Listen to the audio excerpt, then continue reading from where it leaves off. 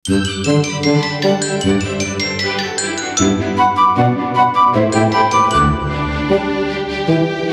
বৈশাখ যেহেতু চলে আসলো আর বাসায় অনেক কাঁচা ফুল ছিল, তাই আজকে পহেলা বৈশাখের জন্য ভিডিওটা ক্রিয়েট করে ফেললাম।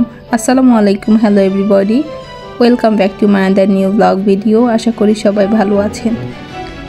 আমার এই একটা শাড়ি বাকি ছিল, আমি এটা পরি নাই, নতুন আনপ্যাক করে ভাঁজ খুলে পরেছিলাম।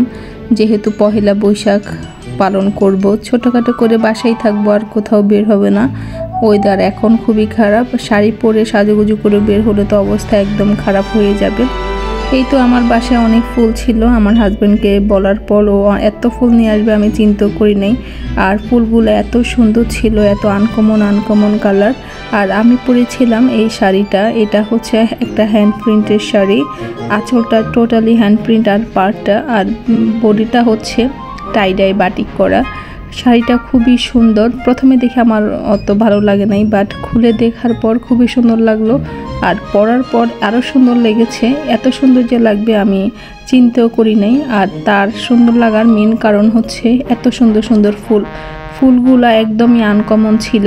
আমি এখানে কিছু ফুল দেখেছি আমাদের বাংলাদেশে হয়, আর এই ফুলটা যেহেতু দেশের বাইরে থেকে আনা হয়েছে, এই জন্য আমার মনে হয় কিছু আনকমন কালার ছিল, কারণ এসব কালার আমি সব সময় বাংলাদেশে দেখতে পাই না। আর আমি যেহেতু গ্রামে থাকি, যার কারণে আরও দেখি না, এগুলো খুবই কম দেখা হয়। হয়তো শহরে থাকলে শহরের বিভিন্ন জায়গায় থেকে ফুল উঠে মার্কেটে দেখা যায়, গ্রামে তো ওরকম অ্যাভেলেবেল হয় না, যার কারণে আমার কাছে হয়তো আনকমন লেগেছে। এই তো আমি ফুলগুলা কেটে মোটামুটি এক পাশ করে রাখছিলাম, কারণ আমি এগুলা পয়লা বৈশাখের জন্য যেই মালা বানাবো এই জন্য আলাদা করছিলাম। আর এখানে মাঝখানে ছিল এত রোজগুলোর মধ্যে অনেক ভ্যারাইটি ছিল, প্রায় 4 কালারের রোজ ছিল। আর এই যে এই ফুলগুলা কি সুন্দর, এটা ব্লু কালার ছিল, আর এই যে গ্রিন, এটা গ্রিন না লেমন আর ইয়েলো কম্বিনেশন শেডের মধ্যে একটা ছিল, আর একটা অনেকগুলো শেড ছিল, এই যে আপনারা দেখতে পাচ্ছেন। এই শেডটা পার্পল কালার শেডটা আমাদের বাংলাদেশেই হয়।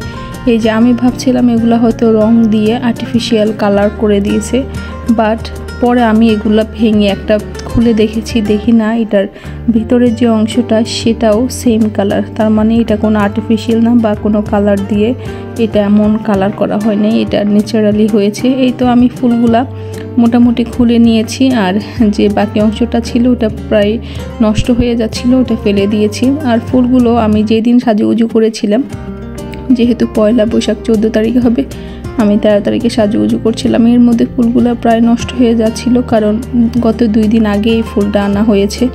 আমি এই যে হাতের জন্য চুড়ি টাইপ বানিয়ে নিলাম, আর গলার জন্য বানালাম, সব কালারের ফুল দিয়ে বিভিন্ন কালার ম্যাচিং করে বানালাম। আর এটা ভাবছি হাতে নিয়ে একটু ফটোশ্যুট করব, ঢং করব।